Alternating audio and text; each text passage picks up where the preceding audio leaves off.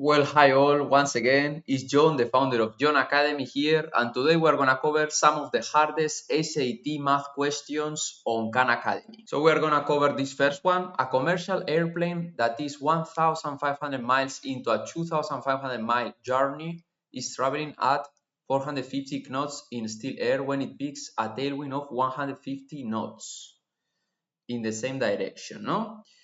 And h is the number of hours remaining for the airplane's flight. Which of the following equations best describes the situation? Okay, so first of all, we had 450 knots. We were traveling at that speed, no? And now we are adding 150. So that's going to be 450 plus 150. That becomes 600 knots. But this is in knots, no? And the other quantities are in miles. So we can bring this into miles by doing 600 times 1.15, no? The unit change, no, is given here. And that's gonna become, if we do that on the calculator now, 1.15, that becomes 690, no, miles per hour. Okay, and once here, well, we can already discard two of the answers, no, B and C, because these are in knots instead of miles. They are mixing the units. And then what we know is that we were at 1,500 plus the 690 miles per hour, and h is the number of hours remaining. We are gonna get to the 2,500, no? And this last one has a minus instead, so it's gonna be the first option, A.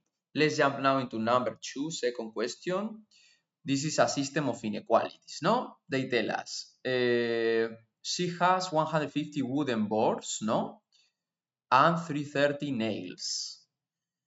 And they gave us, does Fleur have enough boards and nails to make 3 tables and 9 chairs? So that means that T equals 3 and C equals 9. And we have to check if both inequalities, no, or which inequalities are satisfied with these numbers, no? So it's very easy. Let's do 17 times 3 plus 6 times 9. And we do this on the calculator first.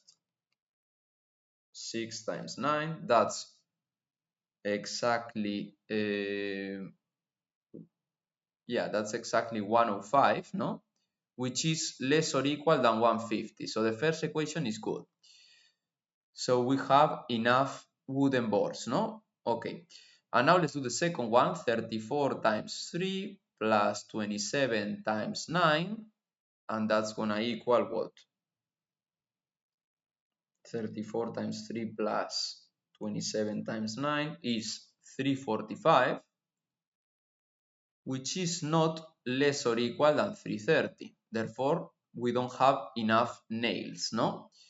So we have enough wooden boards, but not enough tails, no? So it's gonna be B, the answer. Very good. Let's jump into the next question. This one is very easy. I don't know why it came up in this section because it's just an inequality we need to solve, no? So let's see. So we are starting from 19x plus 1 greater or equal than 3x, no? We move the x's to the left, so 16x plus 1 greater or equal than 0, and then 16x, we subtract minus 1, and now we divide by 16. As 16 is a positive number, we don't need to change the sign, no, of the inequality. So it's gonna become the last option, D. That's the correct answer. So for the next question, we have a system of equations with A and B, but we can treat it as it was with X and Y. No? We could say A is gonna be X and B is gonna be Y, no? That's the usual thing we get. And they are asking A times B. So we need to solve the system of equations. This could be a bit long if we do it algebraically. So we are gonna use Desmos, it's a better choice. So let's jump into Desmos and enter this using A equals to X and B equals to Y. So here we enter everything on Desmos, as we can see, with X and Y, no? And what happens? The solution is gonna be the point where both cross, no? So we see is this number, no? Or this point, 2.33, 4.22. So let's take a screenshot of this and go back into whiteboard. So here we are once again. So we found out A and B. So A times B, we can do it on the calculator with those two numbers. And it's gonna be approximately, let's do it here, 9.83, no? Something. So now let's check the different answers, no? And one of them should be this number. So the first one, 7 divided by 3, is just 2.3, so we can discard it. 38 divided by 9 is 4.2, so we discard it also. 59 divided by 9 is 6.5, more or less, so we discard it also. And the last one, 266 divided by 27, it turns out is around 9.85 something. So if we take all of the decimals there, all of the decimal places, these two should be equal, no? So it's gonna be the last one, D.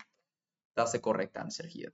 Let's check this one now. It's more of a word problem. So let's see. A company produces candy bags that each hold up to 528 cubic inches of candy, no? Good. So this is a key number.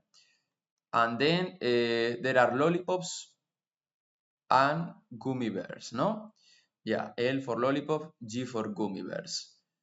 Then it says, then it has about 361 candies when it's only lollipops, and 697 when it's only gummy bears. Good.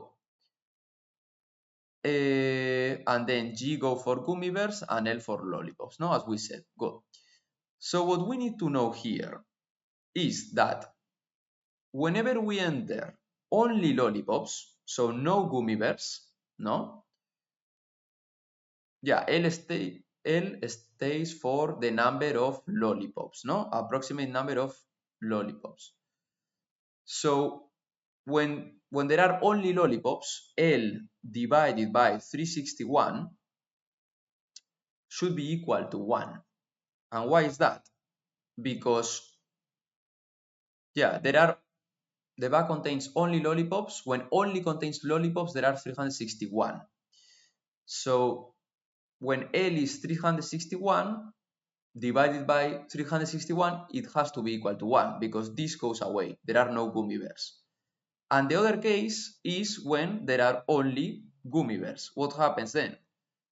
That there are no lollipops and G is gonna be exactly 697. So it's gonna be 697 divided by itself, and that's gonna be equal to 1. So this gives us the intuition on why is C the correct answer, no? That's why, because this equation satisfies that.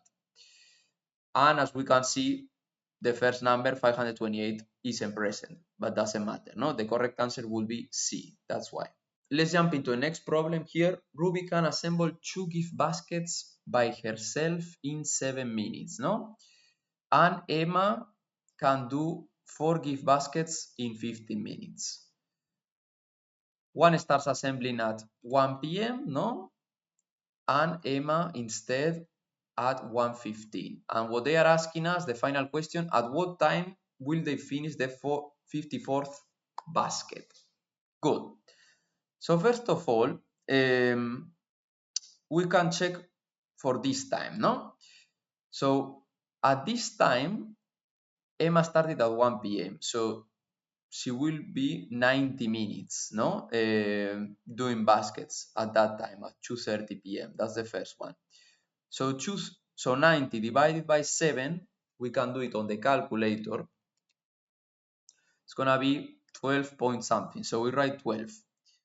And then 12 times 2, because yeah, she did this cycle of 7 minutes 12 times, no? So 12 2 baskets does each 7 minutes, that's gonna be 24. And then Emma will be, instead of 90, is 90 minus 15 because she started 15 minutes later, no? So it's gonna be 75 divided by 15 minutes each cycle, no? So that's gonna be 5, and then these five cycles times 4 baskets each, no? So here, one has done 24 and one has done 20. The sum of both is 44. So we see we aren't yet at the 54th basket, no? So this didn't work. Now let's change around. Instead of 90, we are gonna have here 102, no? Because it's 12 minutes later. And 102 divided by 7 here, let's see how many full circles we did during that time. That's gonna be 14. 14. And now instead of 12 times 2, we do 14 times 2. That's gonna be 28 baskets that come from Ruby. And then here we are gonna do 50. Yeah, instead of 102, it's gonna be 15 minutes later, so 87. And then 87 divided by 15. Let's see what that brings us, no? It's gonna be 5 point something, so still 5, no? And then it's 5 times 4 is 20. So now we are at 48 here. We could write the numbers also, 48. This one was 44. So none of them work. Let's see at 245, no? So here instead of 102, we are gonna have 105 divided by 7. And this brings us how many cycles for Ruby? That's gonna be 15, exactly. 15 cycles, and each of them is 2 baskets, no? That brings us 30 here. Good. 30 come from there, and then here we're gonna have 90 minutes, no? 15 less than 105, and that brings, if we divide 90 by 15, is 6 full cycles, no? Cycles. And then here we're gonna do 6 cycles times each of them was 4 gift baskets, no? For Emma.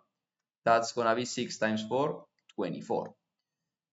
And what happens? Now, if we add both numbers here, 30 that come from Ruby and 24 from Emma, we're gonna find out that's exactly 54.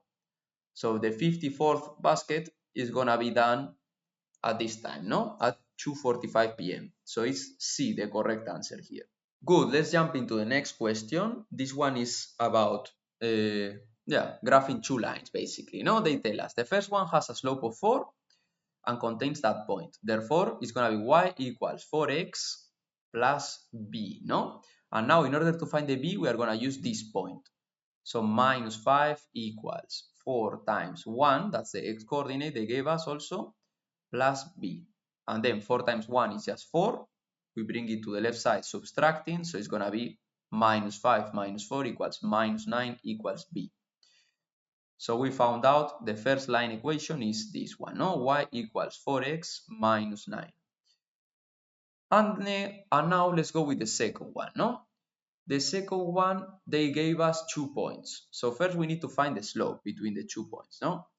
So we are gonna do, 0 minus 4, no? Y2 minus y1. And now x2, which is 12, minus x1, that is 0, no? Very good. So that becomes minus 4 divided by 12, which we can simplify into minus 1/3. Okay, and now we need the y-intercept of this other equation. We can get it here. Y equals minus 1/3 times x plus b. And now we keep going by using any of the 2 points. Let's use this one, looks a bit easier, no? So the y coordinate is 4, and then minus 1/3 times 0 has to be plus b, no? And that tells us that b is going to be equal to 4. So the second line equation is going to be y equals minus 1/3, that's the slope, x plus 4. And now we got both this one and this one. And what they were asking us is the intersection point between both. We could solve the system of equations between these 2 lines, or just faster go into Desmos and graph both, no? And we are gonna find out the coordinates A and B of the intersection, much easier, no? So let's go with that. So here we are once again on Desmos, and we see we enter both functions. We got there. And the intersection point, we can click here and we see is the point 3, 3. So we are going to go back to the whiteboard and choose the correct answer now. Okay, perfect. So once again here, A is 3 and B is 3. And what they are asking us is A minus B. So that's going to be just subtracting both. So 3 minus 3, and that's going to be equal to 0. Therefore, we choose the third option, C. Very good. The next question here is very easy. I don't know how we got into this section of exercises, no? But it's just identifying this vertical line, no? There. So it's a vertical line that goes through x equal to 2. Therefore, it's going to be the first option, just x equal to 2. The next one is very easy also. Let's do it together. So we have to solve here the value of k. So minus k plus 78 equals this, no? So that's going to be also 78. And now we can subtract both sides 78. So minus k is going to be equal to 0. And if minus k equals 0, k is also equal to 0, no? So final answer here is just 0. They gave us a relief here, no? With these two easy questions. Let's jump into the next one, something a bit harder. Let's see. Paper Scraper Inc., a mobile paper shredding and recycling company, receives $0.39 for each pound of paper they shred. Okay. And but they have some cost, no? Per mile to operate their truck. So we have to choose the job that follows these two requirements, no? Less than 200 miles of travel and at least $500 of profit. The first thing is very easy, no? The only one that is more than 200 miles from there is D. We can discard it directly. And now we have to look into the net profit for each of the other three, no? So the first one is going to be 1,100 times 0.39, and then minus the amount of miles, no, because these are cost, so they come subtracting, times the cost per mile is 1.38, no? And if we do this on the calculator for the first one, what are we getting here? We are getting exactly $424.86. So the first one is below the 500, no? We can discard it.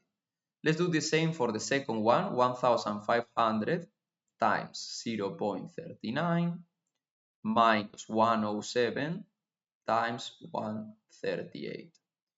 So here the cost is higher, but we also have more pounds of paper, so maybe it's worth it. Let's see. 107 times 1.38. This ended up being exactly 437.34. So once again, it's less than 500 of net profit, so we have to discard it. And it should be the third option, but let's just check, no, to make sure.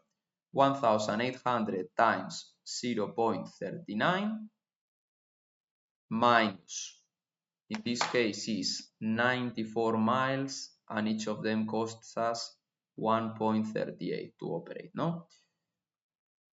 So if we do the calculation here, what are we getting this time? That's gonna be exactly $572.28. So this one is above the requirement of 500. No, therefore it's gonna be the correct option, the third one. We got it there. So this has been all for today. We solved these 10 hard algebra questions for the SAT math, and we will do some more questions and even harder ones, I suppose. So we see us in another video.